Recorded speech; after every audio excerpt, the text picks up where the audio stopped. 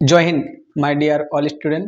আজকে ভারতীয় সংবিধানের মৌলিক অধিকার ফান্ডামেন্টাল রাইট সেখানে আমরা 6টি ভাগে ভাগ দেখেছিলাম। তার মধ্যে প্রথম ভাগ সেটা হচ্ছে যে সাম্যের অধিকার, রাইট টু ইকুয়ালিটি। আগের ভিডিওতে আমরা 14 আর 15 নম্বর ধারা আলোচনা করেছিলাম। এবার আমরা 16, 17, 18 দেখো, আমি শর্টকাট বলে দিচ্ছি। প্রথমে যেমন 16 নম্বর ধারায় বলা হয়েছে সরকারি চাকরির ক্ষেত্রে সমস্ত নাগরিকদের সমান অধিকার, এতটুকুই বলা হয়েছে। আর 17 নম্বর বলা হয়েছে অস্পৃশ্যতা দূরকরণ। আর 18 নম্বর ধারায় বলা হয়েছে যে সরকারি বা শিক্ষা বিষয়ক নয় এমন খেতাব প্রদান নিষেধ। এবার এটাকে আমি ভাঙবো। যেমন আমরা কিছু বুঝতে পারলাম না, এগুলো একটা ধারা আর্টিকেল বলে দিয়েছে। যদি আমরা বুঝতে চাই, ধরো এটা যে সরকারি চাকরি লাভের ক্ষেত্রে সমস্ত নাগরিকদের সমান অধিকার দেওয়া আছে, কিন্তু আমরা সমান অধিকার পাচ্ছি না কেন? দেখো, সমান অধিকার বলতে সমস্ত জেনারেল ক্যাটাগরিকে সমান অধিকার আছে। যেমন জেনারেল যত 3 রকমের 4 রকম ভাগে ভাগ করা হয়। যেমন ধরো, এক হচ্ছে জেনারেল ক্যাটাগরি, 2 নম্বর হচ্ছে এসটি, এসসি আর পিডাব্লিউএইচ, মানে যেগুলো মানে হ্যান্ডিক্যাপ। এই 4 ধরনের ক্যাটাগরি আমরা দেখতে পাচ্ছি। এদেরকে বিশেষ ছাড় দেওয়া হয় যে কোনো চাকরির ক্ষেত্রে। সাধারণ জেনারেল যদি 60% যদি একটা 100 নম্বরের এক্সামে যদি 60% কোয়ালিফাই হয়, তো এসটি এসসি ওরা কোয়ালিফাই হবে ধরো 40-এ, 35-এ। আর যারা হ্যান্ডিক্যাপ ওদের পার্সেন্টেজ অনুযায়ী ওদের মানে ব্যাকআপ থাকবে, ওরা 30-এও পাস হতে পারে। কিন্তু জেনারেলরা কিতে থাকে 60। এবার জেনারেলরা বলবে যে আমাদের তো সরকারি চাকরির ক্ষেত্রে সমস্ত নাগরিকদের সমান অধিকার আছে, কিন্তু আমরা অধিকার পাই না। কারণ জেনারেল তোমার সব কিছু, কিন্তু জেনারেল এই জন্য তুমি জেনারেল যে তোমার সব কিছু সমস্ত কিছু ঠিকঠাক আছে। তুমি যদি এসটি এসসি যদি হতে, এসটি এসসি বা পিডাব্লিউ লিখে দিলাম আমি, তাহলে এগুলো যদি হতে এসটি এসসি মানে ওরা মানে অনেক দিন থেকে শিক্ষা গ্রহণ করেনি, মানে অনেক ছোট জাতি, তাদেরকে এসটি এসসি বোঝাচ্ছে। আর হ্যান্ডিক্যাপ মানে ও কোনো কিছু করতে পারবে না, তার জন্য কি ওকে বিশেষ ছাড় দেওয়া হয়েছে। তবে জেনারেল ক্যাটাগরি এরা তো মানে তোমরা সব কিছুই তোমাদের ওকে, তোমাদের ঘর বাড়ি সব থাকতে পারে, না থাকতেও পারে, কারো জেনারেল এখন নেই, কিন্তু জেনারেলকে ছাড় দেওয়া হয় না। এবার জেনারেলদের বলবে যে আমাদের কেন এত অসুবিধা হচ্ছে, এসটি এসসিকে এত ছাড় দিচ্ছে। এটা সমাজকে একটা ডিসব্যালেন্স। যেমন ধরো, এটা হচ্ছে জেনারেল ক্যাটাগরি সব থেকে উপরে, তারপরে এসটি, তারপরে এসসি, তারপরে পি। জেনারেল কিন্তু সমাজের সব থেকে শ্রেষ্ঠ উপরে আছে, এখন সমাজের শ্রেষ্ঠ উপরে আছে। এবার এসটি এসসি যদি জেনারেলের সমান যদি করতে চায় যদি, তাহলে ওকে একটু মানে বেশি সাপোর্ট লাগবে, পুশ দিবে। তখন কি কিন্তু এই উপরে যখনই উঠে যাবে, এই উপরে, তখন কিন্তু ওর লেভেলে চলে যাবে জেনারেল মানে সমস্ত চারিদিক থেকে সম্মান। যেমন ধরো এখন যত সমস্ত চাকরি বেশিরভাগ স্থানে তুমি এসটি এসসিকে দেখতে পাবে, তুমি থানার কনস্টেবল থেকে শুরু করে বেশিরভাগ, কারণ ওরা শিক্ষাকে এত জোর দিয়েছে, ওদেরকে ছাড় দেওয়া হয়েছে তার জন্য। আর জেনারেলরা কী করছে, সব ঘুরে বেড়াচ্ছে, পড়ালেখা ছেড়ে ব্যবসা বাণিজ্য করছে। ওরা তো গুরুত্ব দেয় না, কারণ ওদের কাট অফ বেশি চলে যাচ্ছে। কিন্তু এসসি এসটিদের কাট অফ কম আসছে, কিন্তু এরা পড়াশোনা করছে এবং সমাজে এগিয়ে যাচ্ছে এবং রেসপেক্টলি কোনো একটা কাজে যোগ দিচ্ছে। এসডি অফিস দেখতে হবে, যে কোনো অফিসে যাবে তোমরা এসটি এসসি তোমরা সব জায়গাতে এখন দেখতে পাবো, কারণ ওরা পড়ালেখাতে জোর দিচ্ছে। 1000 বছর থেকে 2000 বছর থেকে যারা পড়েনি, এখন পড়ে গিয়ে যোগ্যতা প্রমাণ করছে এবং সমাজকে কী করছে, একটা পরিষেবা দেওয়ার চেষ্টা করছে। এসটি এসসিও ঠিক একই রকম সমাজকে এগিয়ে নিয়ে যাওয়ার করছে। এখানটায় দেখো, এক হচ্ছে যে এই 3টে কথা বলছে। একটা হচ্ছে যে জাতি অনুযায়ী এসটি এসসি একটা জাতি, এসসি একটা জাতি, এগুলো একটা জাতি অনুযায়ী কিন্তু মানুষকে ছাড় দেওয়া হবে। এরকম নয় যে ধর্ম অনুযায়ী ছাড় দেবে, যে তুমি যেমন ধরো 2 নম্বর লিখে আমি ধর্ম অনুযায়ী কিন্তু ছাড় দেবে না। তুমি হিন্দু ধর্মের বলে তোমাকে বেশি ছাড় দেবে, তুমি মুসলিম ধর্মের বলে তোমাকে ছাড় দেবে না সরকারি, এরকম কিন্তু নয়। তুমি খ্রিস্টান হোক, যেই হোক, কিন্তু যেই স্থানে তুমি থাকবে, এবার সেই স্থানে, যেমন ধরো নর্থ ইস্টে মণিপুর, নাগাল্যান্ড, এগুলো নিয়ে হিন্দু সংখ্যা খুব কমে গেছে, এসআই হয়ে গেছে। ওইখানটায় কিছু ধরো একটা স্টেটে যদি ধরো 10,000 হিন্দু আছে, বাদ বাকি 1 লাখ ইংরেজি, ধরো ওখানে ইংরেজি কথা বলছে, ওরা অন্য খ্রিস্টান হয়ে গেছে, তাহলে ইংরেজি। কিন্তু তখন তোমার জন্য বিশেষ ছাড় দেওয়া হবে, তুমি ওখানে অল্প সংখ্যক হয়ে গেলে। অল্প সংখ্যক হয়ে গেলে, তোমার স্থান অনুযায়ী আলোচনা করছি আমি, তখন কিন্তু তোমাকে ছাড় দেওয়া হবে। কিন্তু এরকম নয় যে তুমি হিন্দু, মুসলিম, খ্রিস্টান, জৈন, তার জন্য তোমাকে এক্সট্রা ছাড় দেওয়া হবে সরকারি চাকরির ক্ষেত্রে, এরকম নয়, তোমাকে সকলেই সমান অধিকার দেওয়া হবে। তারপরে বলা হয়েছে, 2 নম্বরে বলা হয়েছে যে লিঙ্গ। লিঙ্গ মানে 2 নম্বরে দেখো, 2 নম্বরে হচ্ছে লিঙ্গ। লিঙ্গ মানে হচ্ছে যে পুরুষ স্ত্রী, male female, M plus female. দেখো, মেলের থেকে ফিমেলকে বেশি ছাড় দেওয়া হয়। ছাড় দেওয়ার কারণ হচ্ছে যে ফিমেল মহিলারা ধরো 100 কি 1000 বছর ধরে বাড়ির কাজ করে করে করে ওরা একই রকম কাজে অভ্যস্ত হয়ে গেছে, ওদেরকে অন্য কোনো কাজে মন লাগে না ওদের বাড়ির কাজ ছাড়া। যেমন ধরো কাউকে যদি বলা হয় তোমার একটা জব লেগেছে কলকাতাতে, কিন্তু মহিলাটা যাবে না, তার জন্য ওকে বিশেষ ছাড় দেওয়া হয়। পরীক্ষায় তো বসো, পাস করো না করো, তার জন্য কিন্তু ওদের পরীক্ষার ফিসও, কিছু কিছু এক্সাম হয় পরীক্ষার ফিসও কিন্তু নেয় না, পরীক্ষার ফিসও কিন্তু নেয় না, ফ্রিতে। যেমন আর্মি ফর্ম ফিল আপ করো, কিছু গ্রুপ ডি, গ্রুপ সি, এগুলো রেলওয়ে কিছু ফর্ম ফিল আপ আছে মহিলা ফ্রি।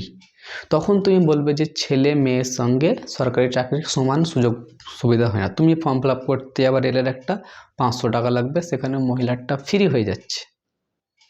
আর্মি তুমি ফর্ম ফিল আপ করতে আবার 1000 টাকা লাগবে, মহিলার ফ্রি হয়ে যাচ্ছে। সমান চোখে দেখে না চাকরির ক্ষেত্রে, কিন্তু ওদেরকে সমাজ থেকে একটু এগিয়ে নিয়ে যাওয়ার জন্য বা এগিয়ে নিয়ে যাওয়ার জন্য ওদেরকে একটু বিশেষ ছাড় দেওয়া হয়েছে। এখানটায় পুরুষকে কিন্তু কোনো রকমের ছাড় দেওয়া হয় না পুরুষকে। তাহলে লিঙ্গ অনুযায়ী মানে কি করছে, বিশেষ একটা ছাড় দিচ্ছে একটা কমিউনিটিকে, মহিলাকে।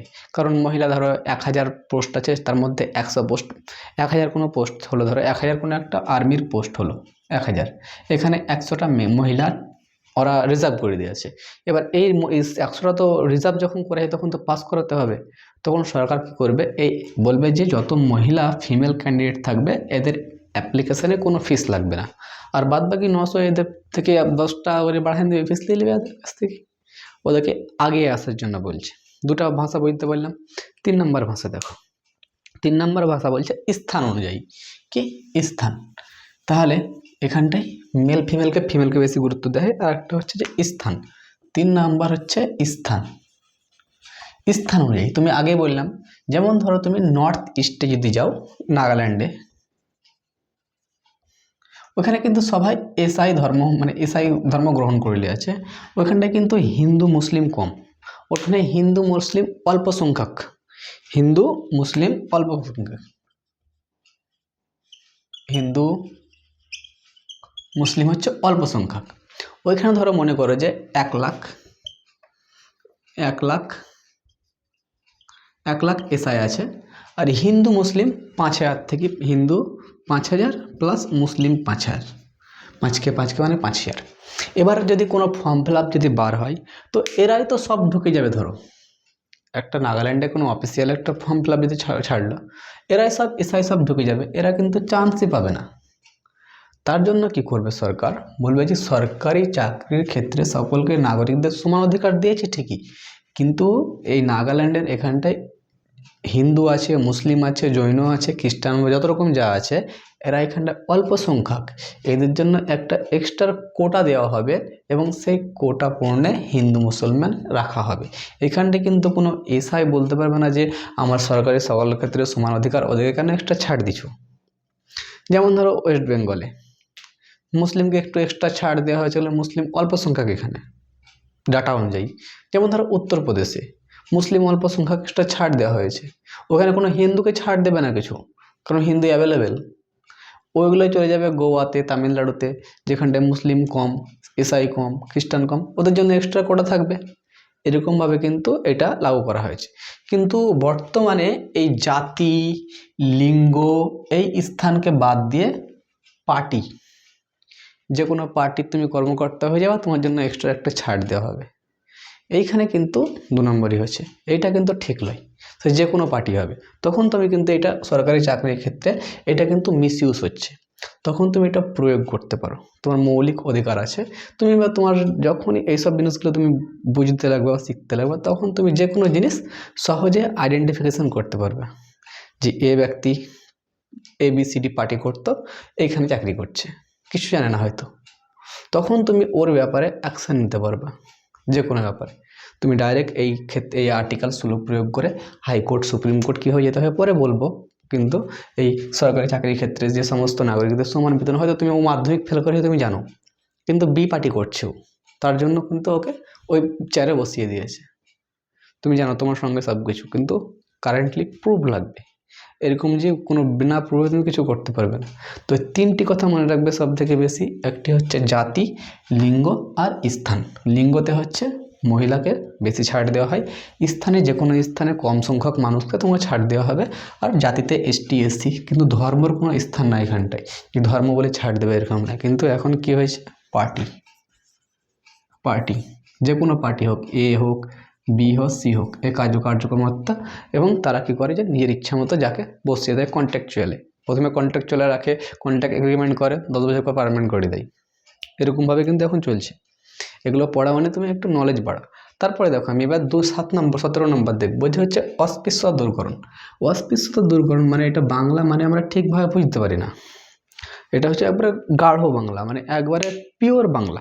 মানে বলে না ডোন্ট টাচ মি, বা ছোঁয়াছুঁয়ি, বা বলে যে কেউ আমাকে ছবি না। যেমন ধরো আমাদের কিছু সমাজে কিছু মানে সমাজকর্মী আছে বা সমাজ বন্ধু আছে, যেমন হচ্ছে ম্যাথুর, যারা ড্রেন পরিষ্কার করে, বা যারা হিন্দু মুসলিম কিছু পরিবার আছে যেগুলো এদেরকে মানে বলে যে, যেমন হচ্ছে ম্যাথর, ধরো মনে করো ম্যাথর, ধোবা, ধোবা। তো এরা কোনো কাজকে যখন কোনো কিছু করে, তো এদের থেকে যারা উঁচু মানে হাই ক্লাস প্রপার্টি, এদের সামনে যখন আসে তখন মনে হয় এই বাজে, ঘৃণা, এর শরীর থেকে নোংরা বার হয়ে আসছে, এর পাশে বসবো না আমি, দাঁড়াবো না আমি। তখন কিন্তু এটা করতে দেবে না এই আর্টিকেল। এই আর্টিকেলে বলা হয়েছে যে আর্টিকেল 17 বা ধারা 17 বলা হয়েছে, তুমি কোনো ব্যক্তিকে ছোট চোখে বা ছোট নজরে বা তার সম্বন্ধে কোনো খারাপ বক্তব্য তুমি রাখতে পারবে না। এমন ধরো তুমি তোমার গ্রামে ধরো জমিদার তোমার জমিতে যেগুলো কাজ করে তারা এসছে তোমার বাড়ি, তুমি মানে চেয়ারের উপরে বসে আছো, ওরা এসে তোমার পায়ের নিচে বসলো। যেমন ধরো চেয়ারে বসে আছো, এটা ধরো চেয়ারে বসে আছো, এসে ওরা এখানে বসলো তোমার পায়ে, ও কিন্তু তোমার পাশে এসে বসার ওর ক্ষমতা নেই। কিন্তু এই আর্টিকেল বলে যে আর্টিকেল 19, তুমি ওর পাশে এসে বসতে পারো, তোমাকে কোনো রকম ছোঁয়াছুঁয়ি করতে পারবে না, ও কোনো রকম ছোট জাতি অপমান করতে পারবে না, সমান সম্মান দিবে। এমনকি কোনো সম্মান মানে কেউ যদি মনে করে তোমাকে তাড়িয়ে দেবো তোমার ছোট জাত বলে, এরকম কিছু না। এখানে হিন্দু মুসলিম কোনো গল্প না এখানটায়, যে কোনো হিন্দু কোনো মুসলিমকে টাচ করতে পারবে না বা ছুতে পারবে না। এক জায়গায় একটা হিন্দু দাঁড়িয়ে আছে, আর পাশে এলো ট্রেনে মুসলিম চলে এলো, ভাগো এখান থেকে, আমার পাশে একটা হিন্দু দাঁড়াবে, মুসলমান দাঁড়াতে পারবে না। তখন কিন্তু ওই ব্যক্তির পুরো আইডেন্টিফিকেশান নিয়ে তুমি কিন্তু সরকারের কাছে অ্যাপিল করতে পারো, বা ওকে কোর্টে চালান করতে পারো তোমার ইচ্ছা হয় যদি, এই ধারা প্রয়োগ করে যে আমার প্রতি এরকম দুঃসংস্কার, এরকম মানে অপব্যবহার করেছে, আর্টিকেল 17 আমার লঙ্ঘন করেছে। বুঝতে পারছি। যেমন এরকম এটা নিয়ম ছিল ধরো 1955-তে নেওয়া হয়েছিল, 1955-তে নেওয়া হয়েছিল, 1989 একটু বেশি শক্ত কানুন করা হয়। কারণ কিছু কিছু গ্রাম অঞ্চলে এমন ছিল যারা জমিদার টাকা পয়সা বেঁচে ছিল, তারা নিজেকে শ্রেষ্ঠ মনে করতো, বাদবাকি যারা চাষাবাসা লোক ছিল ওদের কাছে যেত, ওদেরকে গিয়ে মাথা নিচু করে দাঁড়িয়ে থাকতে হতো, যে যা বলছে তাই। এরকম মানে কিছু ইতিহাসের কিছু ঘটনা পাওয়া যায়, দেখতে পাওয়া যায়। এই ঘটনাকে দেখে আর্টিকেলকে নিয়ে আসা হয়েছে যে কোনো ব্যক্তিকে কিন্তু মানে শ্রেষ্ঠ উঁচু মনে করতে পারবে না, যে উঁচু জাতি বলে ভালো সম্মান পাবে লেভেল, সবসময় একই স্থানে দাঁড়িয়ে থাকতে পারবে। কিন্তু এখানে কোনো ভিআইপির কোনো সিস্টেম নেই, তুমি টাকা আছে বলে ভিআইপি, এখানে ভিআইপি নেই, একই লেভেল তোমরা। এটাই বোঝা হয়েছে অস্পৃশ্যতা দূরকরণ। যেমন কিন্তু পজিটিভ কারণে কিন্তু তুমি করতে পারো। পজিটিভ কারণ কি, কোনো ব্যক্তির ধরো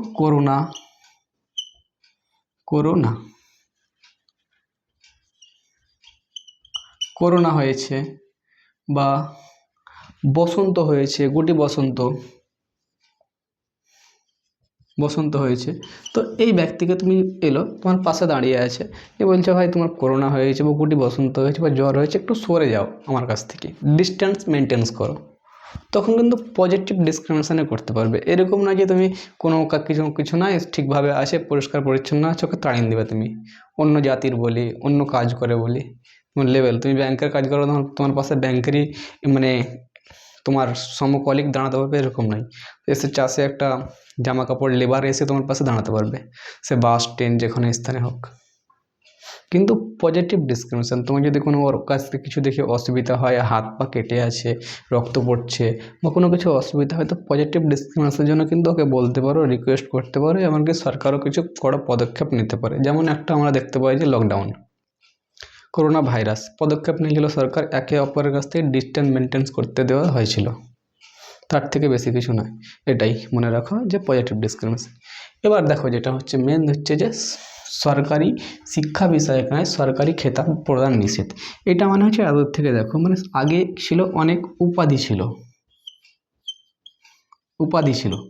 উপাধি কি কি, যেমন হচ্ছে রাজা, যেমন ধরো রাজা, রাই বাহাদুর, মানে বাহাদুর বোঝাচ্ছে ও, বাহাদুর, সুলতান, তারপরে নবাব। এগুলো হচ্ছে একটা টাইটেল, নামের পাশে, মানে যে ইরশাদ নবাব সিরাজউদ্দৌলা, মানে ও একটা শ্রেষ্ঠ ব্যক্তি বোঝাতে চাইছে যে ও একটা শ্রেষ্ঠ ব্যক্তি।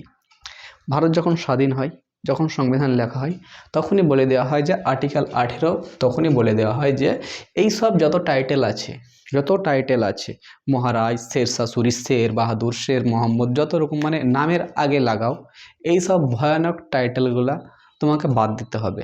মানুষ যেমন তোমাকে দেখে শ্রেষ্ঠ পুরুষ না মনে করতে পারে। যেমন রবীন্দ্রনাথ ঠাকুরকে নাইট উপাধি দিয়েছিল, নামের আগে তুমি ব্যবহার করবে রবীন্দ্রনাথ ঠাকুর নাইট উপাধি, এগুলো কিন্তু ব্যবহার করতে পারবে না। যেমন হচ্ছে সম্রাট অশোক ছিল, সম্রাট যত রকমের ছিল, মনে করে সম্রাট বাহাদুর, সম্রাট তেজেশ, তুমি নাম রেখে সম্রাট বলি, সম্রাট রিয়া, সম্রাট শালিকা, সম্রাট পূজা, সুলতান পূজা, সুলতান আলজেরিয়া, এরকম করে তুমি নাম রেখে দেবে, এরকম হবে না, কারণ সমাজ থেকে তুমি শ্রেষ্ঠ হয়ে যাবে। এগুলো সব কিন্তু বাদ দেওয়া হয়ে গেছে, কি বাদ। তাহলে এবার তোমাকে লক্ষ্য করতে হবে যে বাদ যখন দিয়েছে নিশ্চয়ই কোনো কারণ হবে, কারণগুলো তোমাকে বললাম। কিন্তু সামরিক বা শিক্ষা বিষয়ক এগুলো দেখো, শিক্ষা বিষয় কিন্তু রাখতে পারবে, কিন্তু সামরিক বিষয়গুলো না। যেমন ধরো ন্যাশনাল